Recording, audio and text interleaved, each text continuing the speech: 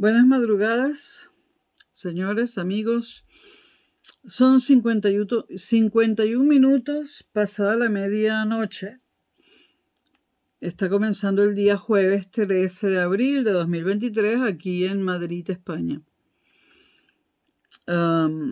Vamos a seguir con la serie de videos siglo XX corto, 1914-1989. En el último video analizábamos la Revolución Rusa y el final de la Primera Guerra Mundial. En este video comenzaremos a hablar de las consecuencias de la Primera Guerra Mundial y de todo lo que pasó después de que finalizase la misma. La Primera Guerra Mundial o Gran Guerra resultó nefasta para los tres grandes imperios europeos: Alemania, Austria-Hungría y Rusia. Con el Imperio Ruso, es decir, con el Imperio de los zares, acabó la Revolución Bolchevique, la Revolución Comunista. Con el Imperio de los Habsburgo, el Imperio Austrohúngaro, y debido al fuerte impulso nacionalista que existía, y con el consiguiente apoyo aliado, pues desaparece el Imperio Austrohúngaro al final de la guerra. Es el ocaso del Imperio de los Habsburgo. A la abdicación de Carlos I, el 12 de noviembre de 1918, Carlos I, el emperador de Austria-Hungría, le siguió la proclamación de dos repúblicas, Austria y Hungría. Surgen después de la Primera Guerra Mundial y a costa de la desaparición del Imperio Austrohúngaro, surgen dos repúblicas, la República de Austria y la República de Hungría. Anticipándose a las conversaciones de paz que tuvieron lugar en París, surgieron nuevas naciones como Checoslovaquia, que no existía antes de la Primera Guerra Mundial, Yugoslavia, que tampoco existía antes de la Primera Guerra Mundial, y Rumanía. Estas nuevas naciones iban surgiendo de las cenizas del viejo imperio austrohúngaro.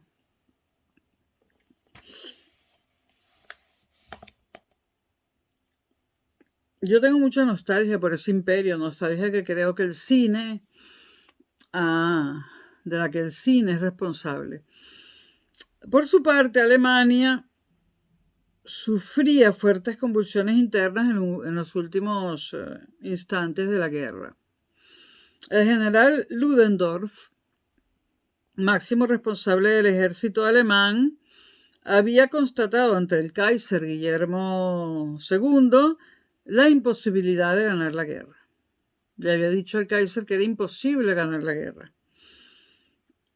El presidente de Estados Unidos, Wilson, que era el presidente en ese momento, para imponer, impuso una condición para poder hablar de paz con Alemania. Y esa condición fue que tuviese un gobierno plenamente democrático. Alemania entonces iniciaba el camino de las reformas que le llevaba en primera instancia a la proclamación de una monarquía constitucional. Ya no un imperio, sino una monarquía constitucional. Sin embargo, para muchos alemanes, la firma de un tratado de paz con los aliados podía ser más ventajosa si se rompía definitivamente con el viejo régimen. Es decir, si se prescindía del Kaiser y Alemania se presentaba como una república democrática.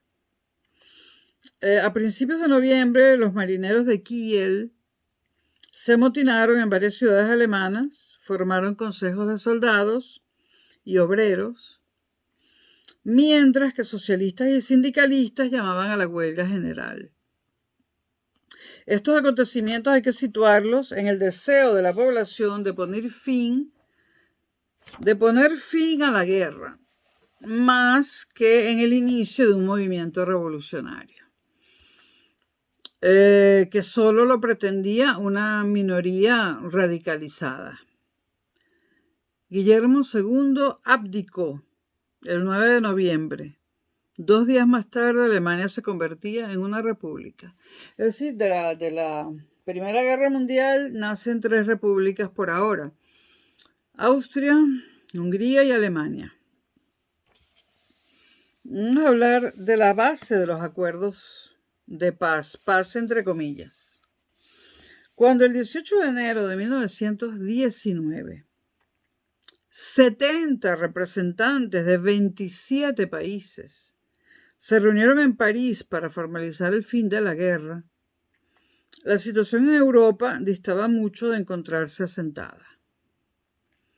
El antiguo imperio ruso estaba en manos de los bolcheviques, que hacían frente a una guerra civil en la que el ejército blanco, así se llamó el ejército que peleó con el ejército rojo bolchevique, que fue diseñado por Trotsky. Entonces, en el ejército blanco, que era apoyado por fuerzas internacionales de Japón, Estados Unidos, Francia e Inglaterra, pues había mercenarios de varias nacionalidades.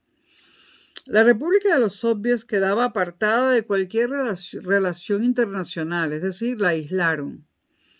Y las potencias le imponían una dura cuarentena ante el miedo a la expansión del virus de la revolución.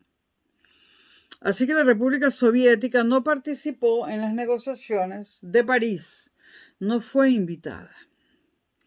Los antiguos imperios alemán y austrohúngaro sufrían la división territorial y la constitución de nuevas repúblicas en las que no existían fronteras perfectamente delimitadas, ni gobiernos verdaderamente representativos.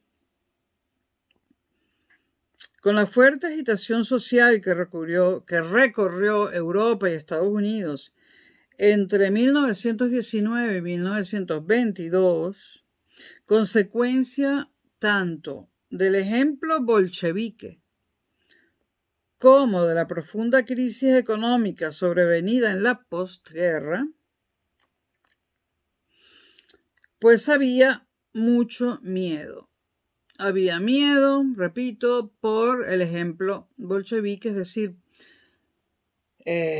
Occidente tenía mucho miedo, sobre todo Occidente, de que la revolución comunista rusa se extendiese a otros países. Eso por un lado, y por otro lado, por supuesto, la Primera Guerra Mundial o Gran Guerra tuvo unas repercusiones económicas muy negativas. Las sublevaciones de los espartaquistas en Alemania y la proclamación de un Estado comunista en Hungría, presidido por Béla Kun, se unía a la ocupación de fábricas y tierras en Italia y a las huelgas en sectores claves de la economía en Francia. Mientras que en Gran Bretaña el Partido Laborista, que en ese momento casi que se consideraba comunista, emergía con fuerza en las elecciones de 1918, donde alcanzaba más del 20% de los votos. Nunca había tenido el Partido Laborista tantos votos como justo después de la Primera Guerra Mundial. Había una cuestión más que era motivo de inquietud en el mundo occidental: la constitución de partidos comunistas en Europa, en consonancia con el nuevo régimen socialista ruso. Es decir, después de la Primera Guerra Mundial, es decir, después también de la Revolución de Octubre, de la Revolución Rusa de 1917, en todos los países europeos prácticamente surgieron partidos comunistas. Este es un dato muy importante. Esto no existía antes de la Revolución de Octubre ni antes de la Primera Guerra Mundial. La Tercera Internacional Comunista, el Comintern, como se llamó, constituida en Rusia en 1919, agrupaba a los socialistas extremistas. Por supuesto que los socialistas no extremistas se quedaron con la Internacional Socialista número 2, que, por cierto, sigue vigente, y a la Internacional Socialista número 2, o simplemente Internacional Socialista, como se la conoce hoy en día, bueno, pertenecen partidos como el PSOE de España, Acción Democrática y el MAS de Venezuela, Voluntad Popular también de Venezuela, el APRA de Perú, el Partido Laborista inglés, el Partido Socialista francés, etcétera, etcétera, el Partido Socialista alemán, etcétera. Entonces, los partidos socialistas los socialistas moderados se quedaron con la Segunda Internacional, hoy en día conocida como la Segunda Internacional Socialista, o simplemente la Internacional Socialista, y los partidos comunistas integrados por militantes socialistas extremos. Estos partidos comunistas se integraron al Comintern o Tercera Internacional Comunista, ya no socialista sino comunista. Y en todo caso lo de tercera sobra porque ha sido la primera y única internacional comunista. En este contexto, los vencedores se reúnen en París. Por un lado, las negociaciones abordaron de forma primordial dos asuntos. El primero, acabar con el caos territorial existente en el este de Europa. Y en segundo lugar, poner los medios necesarios para frenar el avance de la revolución bolchevique. Se quería aislar al nuevo régimen bolchevique, pero también se quería controlar a Alemania para evitar futuros conflictos, cosa que, como sabemos hoy en día, desde hace mucho tiempo, no se pudo evitar. Los movimientos nacionales, mediante la formación de nuevos estados, fueron los llamados a solucionar ambos problemas. Se creyó que con las democracias y las repúblicas se podía solucionar esto. Las cuestiones importantes fueron decididas en las reuniones celebradas entre los dirigentes de las 4 grandes potencias vencedoras. Thomas Woodrow Wilson por los Estados Unidos, David Lloyd George por Inglaterra, Georges Clemenceau por Francia y Víctor Emanuel Orlando por Italia. El presidente norteamericano ejerció como líder de la reunión. Este presidente, el norteamericano, representaba la llegada de una nueva época en la cual la democracia era el valor primordial. Cosa, y esto lo digo entre paréntesis, opinión personal, cosa que ahora muchos dudamos. Ha pasado mucha agua bajo los puentes, ¿no?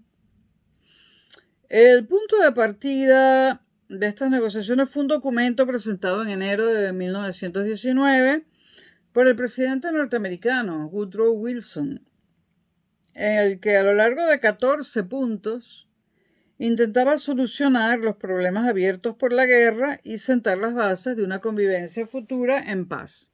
Estos 14 puntos eran: el primero, la abolición de la diplomacia secreta. Hasta ese momento se hacían pactos secretos y había una diplomacia secreta.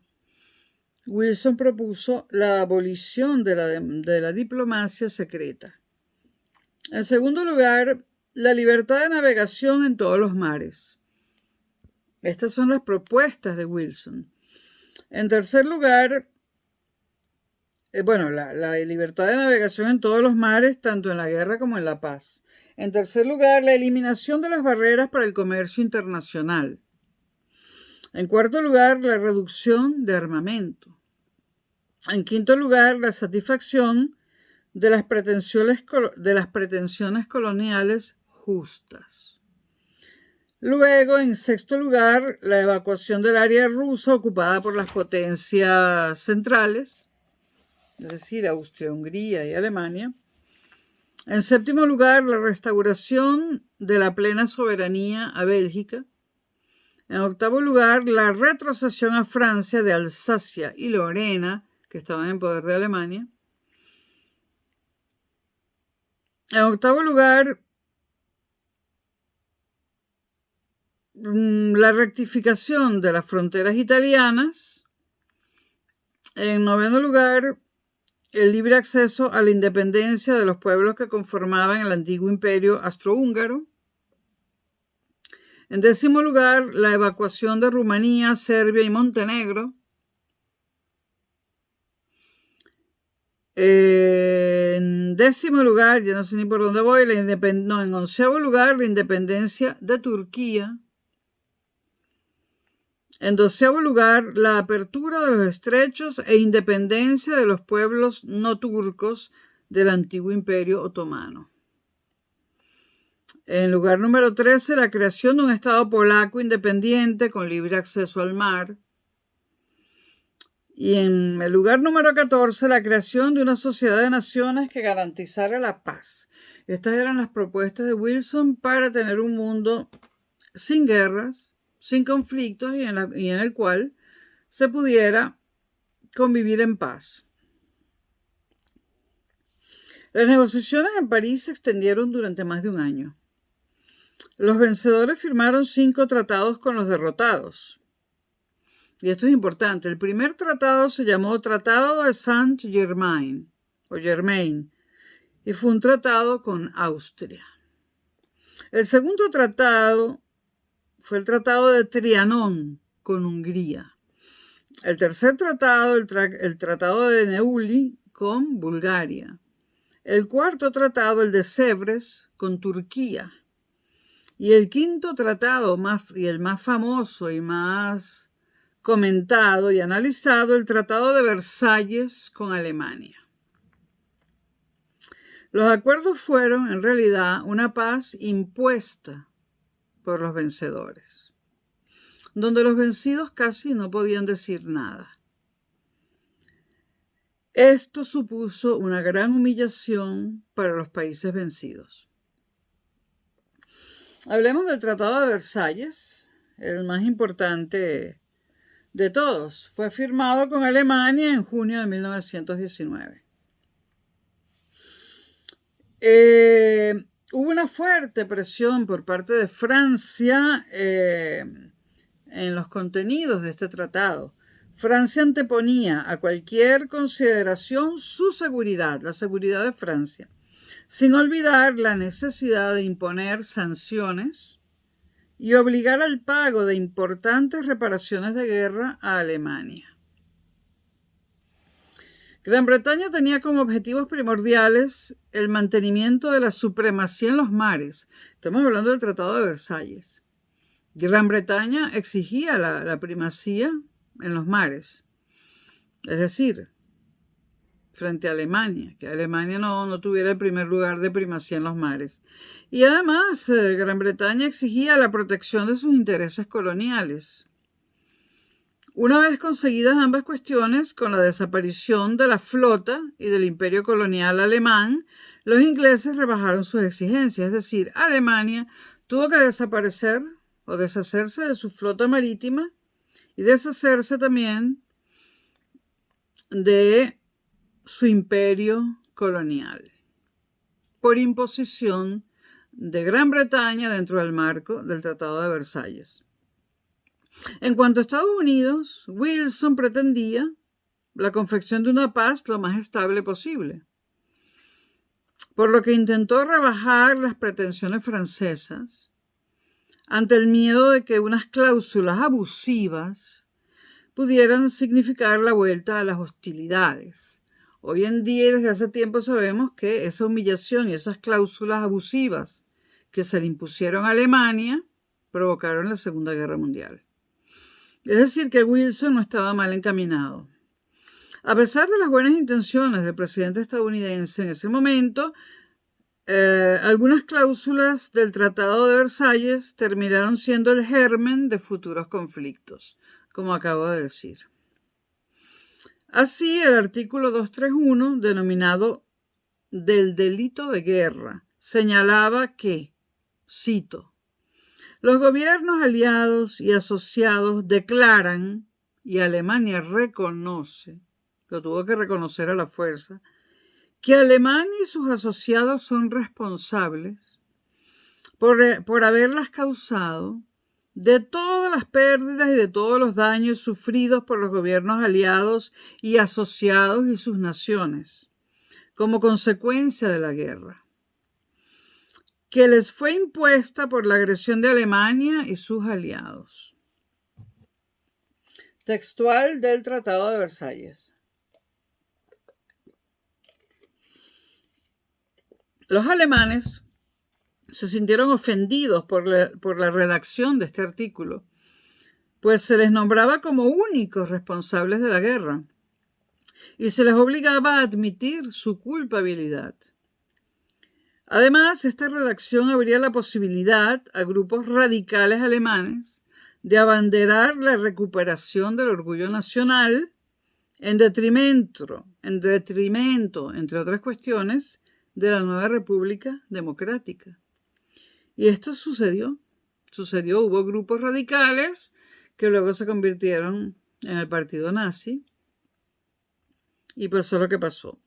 El Tratado de Versalles atendía a otra serie de cuestiones territoriales, militares y económicas que impusieron un duro correctivo a la nación alemana.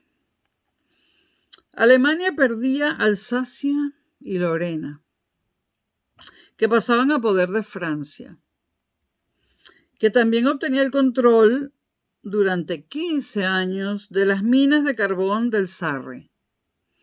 Este territorio sería administrado por la Sociedad de Naciones hasta 1935, momento en el que se realizaría un plebiscito entre sus habitantes para decidir su futuro. Eupen y Malmedy se incorporaban a Bélgica, Schleswig a Dinamarca, mientras que la Alta Silesia, Poznania y el Pasillo Polaco, que conformaban los territorios del este de Alemania, pasaban a la posesión de Polonia. Aquí podemos ver por qué Hitler hizo lo que hizo al comienzo de la guerra, es que les habían quitado todo.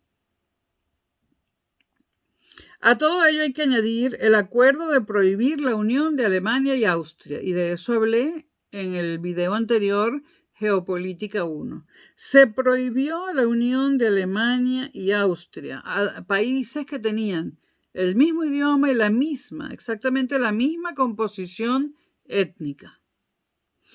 El Tratado de Versalles además dejaba sin efecto el tratado que las potencias centrales habían firmado con los bolcheviques en Brest-Litovsk. Les recuerdo, remítanse a los videos 1 y 2 de esta serie para recordar el tratado, y les recuerdo que las potencias centrales eran Alemania, Austria-Hungría y Italia.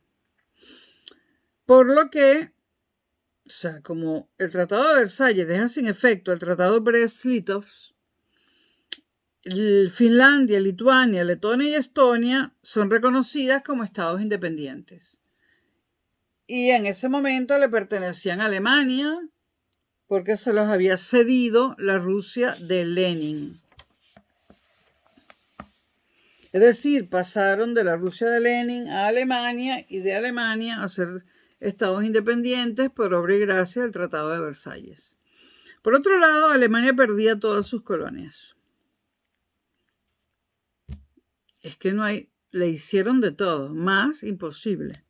Entre las cuestiones militares cabe destacar, y sigue, que el ejército alemán quedaba reducido a 100.000 soldados y se suprimía el servicio militar obligatorio, porque era obligado, eso fue obligado por el Tratado de Versalles, no lo decidió Alemania. Se prohibía el servicio militar obligatorio al tiempo que la zona de Renania quedaba desmilitarizada. Allí no se permitía presencia militar.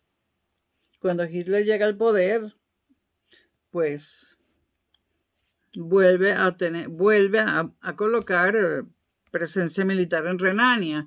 Cuando Hitler llega al poder, viola el Tratado de Versalles. Ahora, en este caso, y algún inciso personal, también lo hubiera hecho yo. Se imponían, además, es que se le hizo de todo, se imponían además importantes limitaciones en la industria armamentística y se prohibía a Alemania poseer aviación, submarinos y artillería pesada. Por último, la flota alemana debía ser entregada a los aliados como pago adelantado de las indemnizaciones de la guerra. Sin embargo, los marinos alemanes prefirieron hundirla en Scapa Flow antes de sufrir tal humillación. Inciso personal, yo también lo hubiese hundido. El artículo 223 del tratado, vamos a leerlo, del Tratado de Versalles, decía: el importe total de los susodichos perjuicios por los cuales es debida una indemnización por parte de Alemania será fijado por una comisión interaliada que tomará el nombre de Comisión de las Indemnizaciones. Las cantidades presentadas por los países vencedores fueron extraordinarias.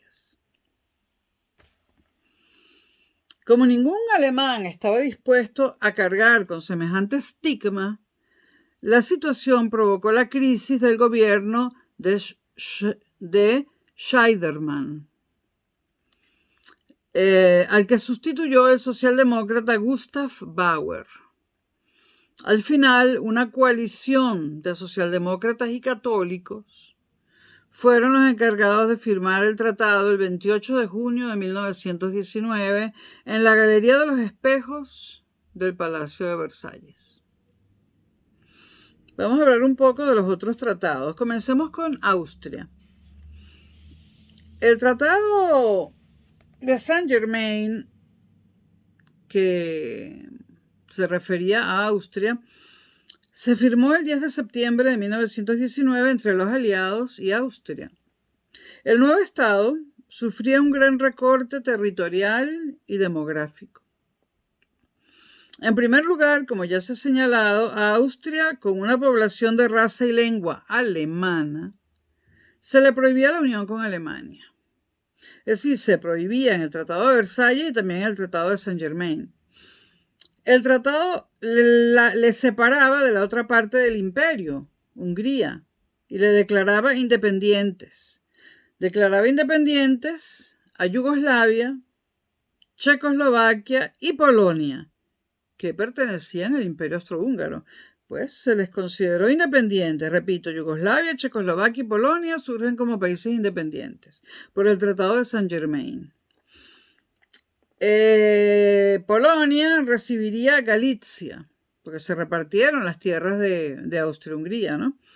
Checoslovaquia surgía y se le otorgaban mediante este tratado la región de Bohemia, Moravia y la Silesia austriaca. A Yugoslavia se le daba Eslovenia, Dalmacia. Dalmacia era el reino de serbios, croatas y eslovenos. Bosnia y Herzegovina se le entregaban a esa cosa llamada Yugoslavia.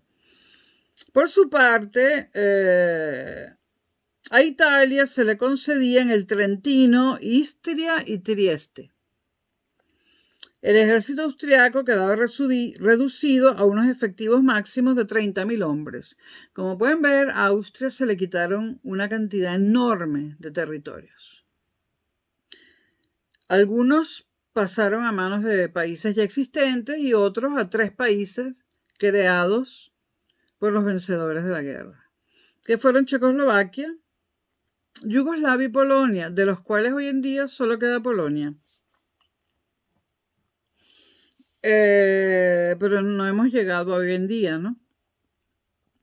Y repito, el ejército austriaco solo se le permitían 30.000 hombres. Vamos a hablar del tratado que se hizo con Hungría. El Tratado de Trianón, firmado el 4 de junio de 1920, en ese tratado Hungría perdía cerca de 2/3 partes de su territorio, 2/3. Y su población se reducía a menos de la mitad. A Rumanía, recién fundada, se le dio el control de Transilvania. A Checoslovaquia se le dio Eslovaquia y Rutenia.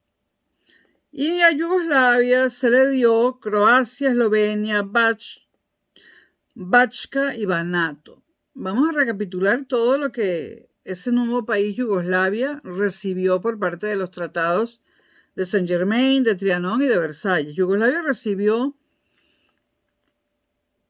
Eslovenia, Dalmacia, el reino de los serbios, croatas y eslovenos, Bosnia, Herzegovina, y también Croacia, Eslovenia, Bachka y Banato. No es raro que en 1989 estallara la guerra en la ex Yugoslavia y todos esos países, y se dividiera en un montón de países, porque fue un país creado artificialmente, pegando territorios que no tenían nada que ver unos con otros. Vamos a ver qué le pasó a Bulgaria. Bulgaria firmó el Tratado de Neuilly el 27 de noviembre de 1919. Según sus cláusulas, la Tracia mediterránea pasaba a Grecia, aunque se permitió a Bulgaria conservar una salida al mar. Por su parte, Rumanía, en este mismo tratado, recibía a Dobruja y Yugoslavia pasaba a controlar Montenegro, otro trozo más de territorio para Yugoslavia. Montenegro, hoy en día República Independiente. Italia no veía colmadas sus aspiraciones de hacerse con Albania, que se constituyó en Estado independiente por los vencedores, ¿no? El tratado reducía considerablemente los efectivos del ejército búlgaro, que no podían sobrepasar los 20.000 soldados. Vamos a ver ahora qué pasó con Turquía. El Tratado de Sèvres, firmado con Turquía el 10 de agosto de 1920, aunque el proceso de reorganización del antiguo Imperio Otomano fue más delicado, en este tratado sus posesiones pasaban a depender de la Sociedad de Naciones para ser administradas en forma de mandatos. El tratado obligaba a Turquía a internacionalizar los estrechos. El Kurdistán consiguió la autonomía, mientras que Armenia su independencia. Gran Bretaña y Francia administrarían importantes zonas. Gran Bretaña se quedó con la administración de Irak, Palestina, Chipre y Arabia. Y Francia se quedó con la administración de Siria y el Líbano. Como ustedes ven, hicieron lo que les dio la gana. Italia controlaría el sur de Anatolia, el Dodecaneso, Rodas y Adalia. A Grecia se le pasaban Esmirna, Tracia, Galípoli y las islas del Egeo no italianas. La nueva República Turca solo poseía una ciudad en Europa después de todo esto, Estambul, la antigua Constantinopla. Su ejército quedaba limitado a 50.000 hombres. Como vemos, todos estos tratados no solamente provocaron la Segunda Guerra Mundial, sino que provocaron la guerra en la Yugoslavia y siguen hoy en día, en el siglo XXI, provocando cosas.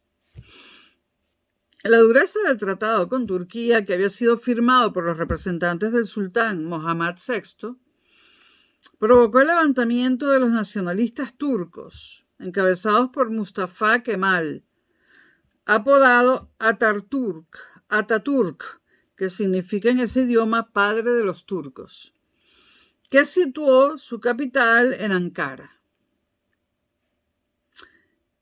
Kemal terminó expulsando al sultán, es decir, a Mohammad VI, y proclamó la República Turca en 1923. El imperio nacionalista hacía prever una nueva guerra en la región contra las potencias aliadas. Este tratado no le salió bien a los vencedores, ¿no? Lo que obligó a los vencedores a la revisión del Tratado de Sèvres. El nuevo acuerdo se firmó en 1923 en Lausanne, es decir, en Suiza. Turquía recuperaba Anatolia, Armenia, Kurdistán y Tracia Oriental. En contrapartida, renunciaba a los territorios que se encontraban bajo el mandato de Francia y Gran Bretaña. Rusia y Turquía rectificaron los acuerdos firmados por los primeros con los alemanes en Brest-Litovsk y anularon la independencia de Armenia y Georgia.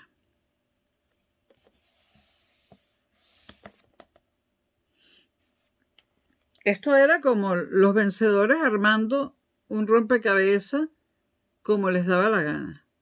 Un rompecabezas que quedó muy mal armado y después pasaron cosas que siguen pasando. Los tratados firmados supusieron la desaparición de 3 imperios, o 4. El austrohúngaro, el alemán, el ruso y el otomano. Una guerra y unos tratados que acaban con 4 imperios. Austrohúngaro, alemán, ruso y otomano. Se constituyeron en total 7 nuevos estados independientes. Finlandia, Estonia, Letonia, Lituania, Polonia, Checoslovaquia y Yugoslavia. Los 5 primeros, junto a Rumanía, formaban un cordón sanitario de Estados Unidos. Los 5 primeros, Finlandia, Estonia, Letonia, Lituania y Polonia, fueron idea de Estados Unidos hacer estos territorios independientes, convertirlos en repúblicas, para formar con ellos un cordón sanitario de estados anticomunistas, porque tenían frontera con Rusia. Fue a propósito de la creación de un cordón sanitario, ¿no? En gran medida integrados en territorios que antes habían pertenecido a la Rusia zarista, y eso explica la actual guerra.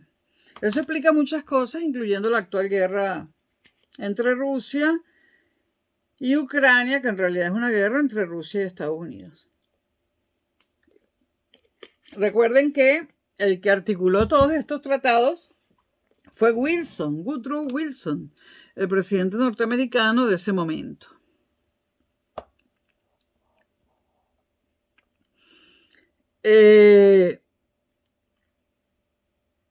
Repito, estos territorios, Finlandia, Estonia, Lituania y Polonia, formaban un cordón sanitario de estados anticomunistas, en gran medida integrados en territorios que habían pertenecido a la Rusia zarista, y aseguraba su férrea oposición a la nueva república de los soviets. En este sentido, fueron repúblicas instrumentalistas, o sea, eran instrumentos de los Estados Unidos y de la Europa occidental. De ellos, las 3 repúblicas bálticas nunca habían sido estados nacionales, es decir, Estonia, Letonia y Lituania. Además son pequeñitas, ¿no? Polonia recuperaba su independencia después de 120 años. Y Rumanía había ganado terreno con la incorporación de territorios que pertenecían al antiguo imperio austrohúngaro. En cuanto a Checoslovaquia y Yugoslavia, fueron construcciones nacionalistas de las que no había ningún precedente. Checoslovaquia se constituyó desde la base de los antiguos territorios checos, pertenecientes a los Habsburgo. Los Habsburgo, como saben, en España eran denominados los Austria, pero gobernaron España durante siglos. Entonces, Checoslovaquia se constituyó desde la base de los antiguos territorios checos, pertenecientes a los Habsburgo, a los que se añadió Eslovaquia y Rutenia. Yugoslavia, desde las aspiraciones nacionalistas de los eslavos del sur. Un grave problema de estos nuevos estados nacionales fue precisamente la realidad multiétnica de su población. Y esto estalló en 1989 con la guerra en la ex Yugoslavia. Fue una guerra entre etnias, entre otras cosas. Italia, el país transalpino, mostró su enojo al señalar que los verdaderos beneficiados del reparto en África y el Próximo Oriente habían sido Francia y Gran Bretaña. Francia, Gran Bretaña y Estados Unidos, siempre juntos para hacer cosas muy malas. Siempre. En este siglo XXI fueron los que fueron los 3 países que actuaron como fuerzas militares ofensivas en Siria y antes de eso en Líbano, en Libia. Libia y Siria fue una guerra donde los que atacaron fueron Francia, Gran Bretaña y Estados Unidos, que tienen décadas y décadas y décadas haciendo lo que les da la gana. Mención aparte merece Alemania y el Tratado de Versalles. Tenemos que seguir hablando de Alemania, ¿no? Las potencias aliadas no trataron bien a los alemanes, qué duda cabe. Estos pensaban que la proclamación de la República y la aceptación de los ideales democráticos que regían la actuación de los vencedores de la guerra implicaría cierta benevolencia en los acuerdos de paz. Eso pensaban los alemanes, pero pensaron mal. La realidad fue muy diferente a pesar de que más de una de las potencias vencedoras pusieran en duda la idoneidad de los acuerdos y hasta su más improbable realización.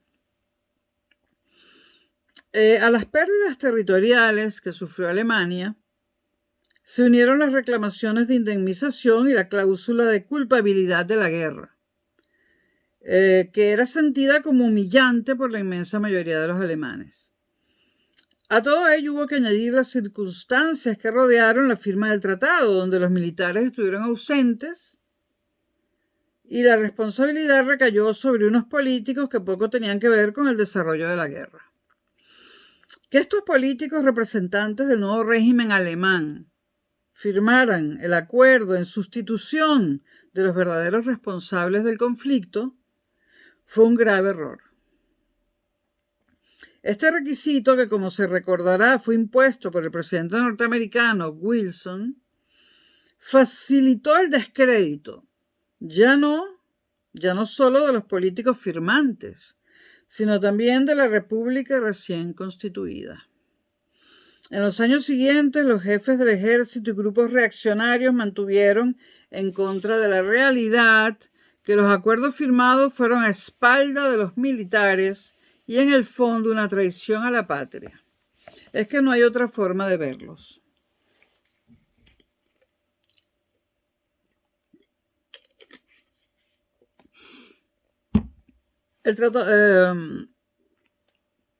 Hubo más cosas en el Tratado de Versalles que lo hacían difícil de aplicarse en su totalidad. En primer lugar, que el principal valedor de los pactos, el principal valedor de los pactos fuera Estados Unidos. Y, a pesar de que era el principal valedor de los pactos, nunca los ratificó. El Senado norteamericano rechazó el trabajo realizado por Wilson. El Senado norteamericano no refrendó estos pactos.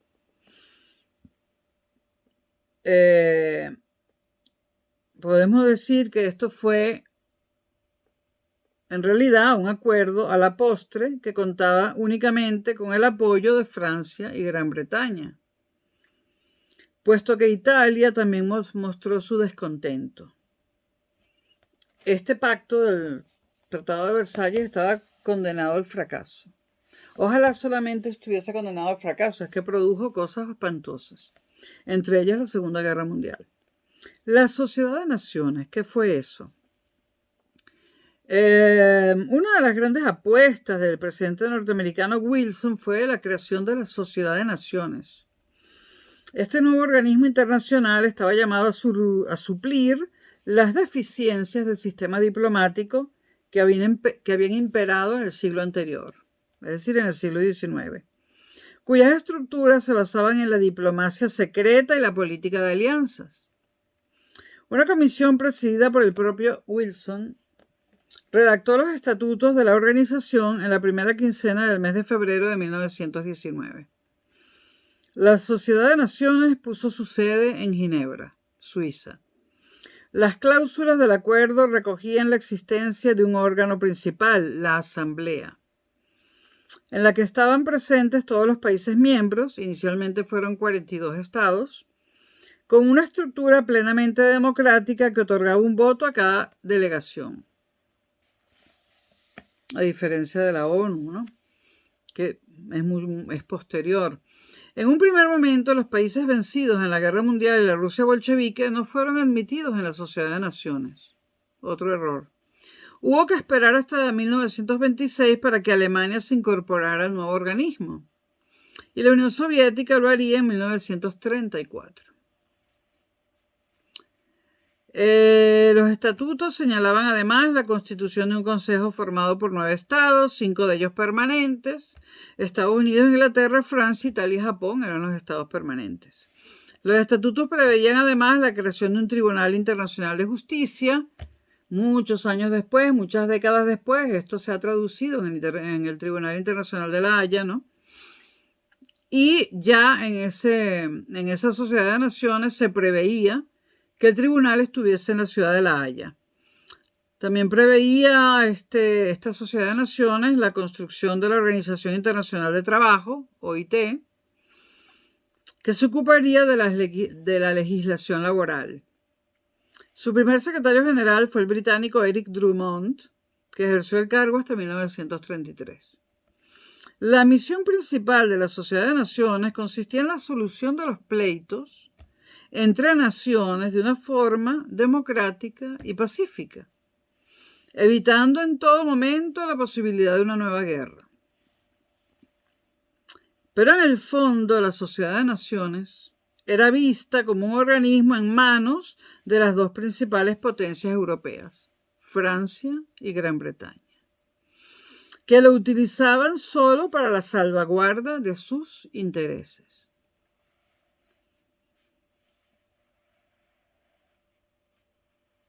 La nueva era de la diplomacia internacional, diplomacia transparente y no oculta, supuestamente, tuvo su principal y esperadora representación en los acuerdos de Locarno en 1925. En ellos Alemania firmó un tratado con Francia y Bélgica, en el que garantizaba la configuración de las fronteras existentes. El impacto económico de la guerra y el fin de la hegemonía de Europa en el mundo. La Primera Guerra Mundial cambió la relación de fuerzas entre Europa y el resto del mundo. Europa entra a la Primera Guerra Mundial como la primera potencia mundial, como la fuerza económica y militar más grande del mundo, y no sale así de la Primera Guerra. La guerra implicó un cambio en la economía mundial. Hasta el conflicto bélico, los estados aplicaban el sistema capitalista de forma ortodoxa. En general, antes del conflicto bélico se defendía el liberalismo económico, donde las empresas gozaban de plena libertad en relación con el Estado. Esto cambió durante la guerra porque el Estado tuvo que intervenir en economía para poner la economía al servicio de la producción de armas. En fin, todos los países, tanto aliados como los que lucharon con las potencias centrales, suprimieron la libre competencia, con lo que se antepuso la necesidad del producto a cualquier búsqueda de beneficio. Es decir, se antepuso la necesidad del producto. ¿Cuál era el producto? Las armas, sin importar si había beneficios para la empresa o no. Lo importante era producir armas, aunque fuera con pérdidas. Los gobiernos controlaron ya no solo la producción de las fábricas, sino también la apertura de nuevas industrias o el cierre de las ya existentes. Y todo ello sin tener en cuenta el rendimiento de la producción. Solo con el criterio de utilidad del producto para la guerra. No importaba tampoco el rendimiento, ni la eficacia, ni la productividad. Solo que las armas se produjesen. Durante la contienda, el comercio internacional en manos de las principales naciones europeas, Gran Bretaña, Francia y Alemania, se interrumpió. En consecuencia, las nuevas potencias, Estados Unidos y en menor medida Japón, pasaron a controlar buena parte de los mercados internacionales. En otros casos, países como Argentina y Brasil, que antes compraban sus productos a las potencias europeas, iniciaron la fabricación de productos para sustituir las importaciones. La Primera Guerra Mundial hizo inmensamente ricos a muchos países latinoamericanos, entre ellos Argentina y Brasil. Un caso similar fue el de España, que como otros países neutrales, vio acrecentarse sus recursos financieros y su actividad industrial, debido al aumento de las exportaciones y a la sustitución de muchos artículos que antes de la guerra importaba. El negocio fácil que brindaba la coyuntura impidió que se aprovecharan satisfactoriamente las oportunidades de modernización económica que ofrecía la contienda. En definitiva, el papel de Europa como gran industria del mundo estaba llegando a su fin. Las inversiones en el extranjero, el capital estadounidense reemplazó en el primer lugar al capital europeo. Nueva York se convirtió en el principal centro financiero del mundo en detrimento de Londres. Es evidente que el gran beneficiado de la nueva situación fueron los Estados Unidos de Norteamérica, el gran beneficiado de la Primera Guerra Mundial. Si Estados Unidos debía cerca de $4.000 millones a Europa al inicio de la guerra, al final de la guerra eran los países europeos los que acumulaban una deuda de 10.000 millones con el nuevo imperio, el imperio norteamericano. Las deudas adquiridas por los países beligerantes, unidas a la reconstrucción y los gastos sociales necesarios para cubrir las necesidades de mutilados, los mutilados de guerra, viudas y huérfanos, implicó la necesidad de fuertes subidas de impuestos para los años de posguerra. Los mayores afectados fueron los trabajadores con un salario, me refiero a Europa, con un salario muy bajo y vieron disminuido su nivel de vida. La Primera Guerra Mundial supuso el fin de la hegemonía económica de Europa. Europa vivió el fin del predominio del liberalismo económico. Desde ese momento los gobiernos intervinieron de una forma más decidida en la economía de sus respectivos países. Esta consecuencia no dejaba de estar relacionada con los cambios sociales que la guerra había provocado. El impacto social de la guerra no solo trastocó las bases económicas y financieras en las que estaba asentada la sociedad, sino que transformó en buena medida la realidad política y social de la época.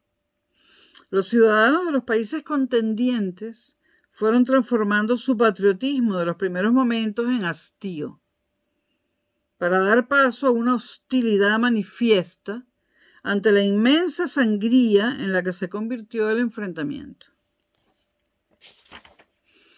En España, por ejemplo, las perspectivas de una revolución inminente, revolución comunista, provocaron el incremento de las movilizaciones de los trabajadores en lo que se ha venido a denominar el trienio bolchevique, entre 1918 y 1921. Los dirigentes soviéticos, sin embargo, cometieron un grave error que supuso la división del movimiento socialista y obrero en general.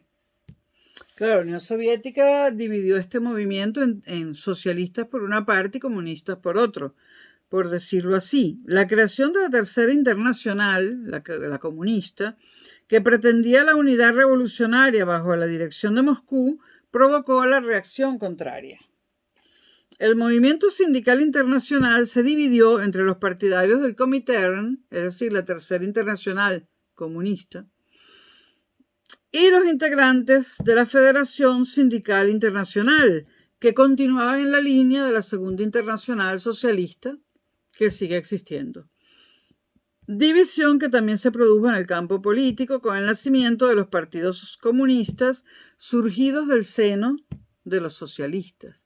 Y esto pasó no solo en Europa, sino también en América Latina, que el surgimiento de los partidos comunistas data en ambas regiones, Europa y América Latina, data de la época posterior, inmediatamente posterior a la Primera Guerra Mundial.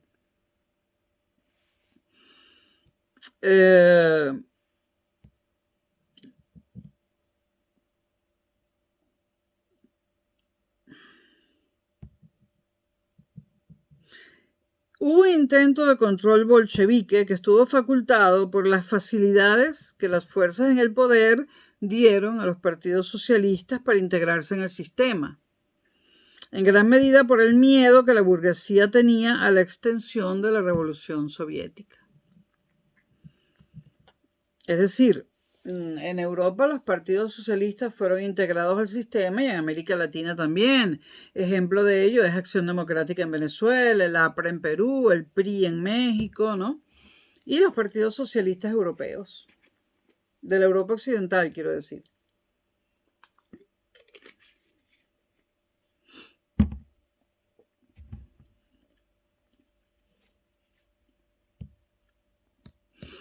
Los gobiernos de estos países que acabo de mencionar asumieron la responsabilidad de combatir las desigualdades sociales mediante políticas de empleo y de seguridad social.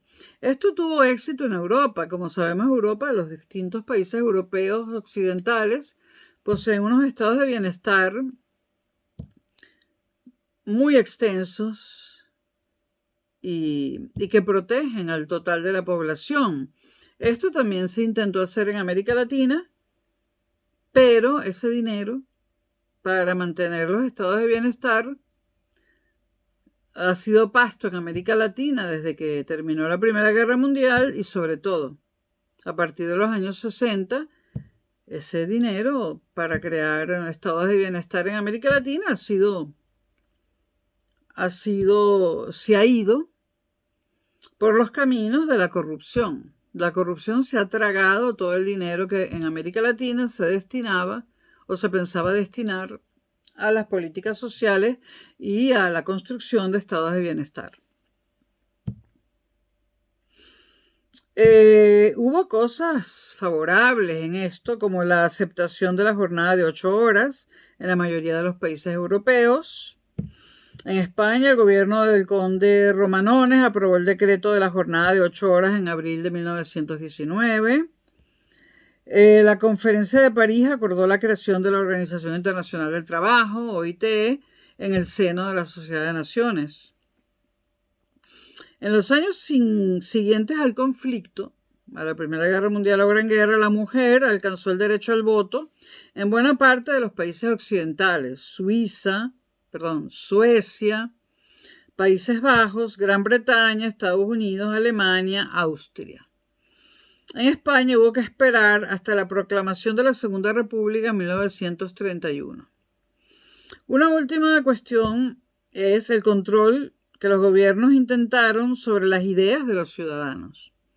La propaganda y la censura se impusieron a la libertad de pensamiento en Europa, que sufrió el mismo control que la economía. Ahora, ¿por qué los países europeos occidentales se opusieron a la libertad de pensamiento? Para evitar pensamientos socialistas extremos, es decir, comunistas, pensamientos marxistas, para evitar, en suma, que la revolución soviética o que la revolución rusa se reprodujese en sus países. La Primera Guerra Mundial provocó importantes cambios políticos, económicos y sociales. En relación con los primeros, la guerra asestó un golpe definitivo a la antigua institución monárquica. Con su caída arrastró a la aristocracia y al mundo cortesano que le rodeaba. En contrapartida, supuso la victoria de la democracia y los nacionalismos.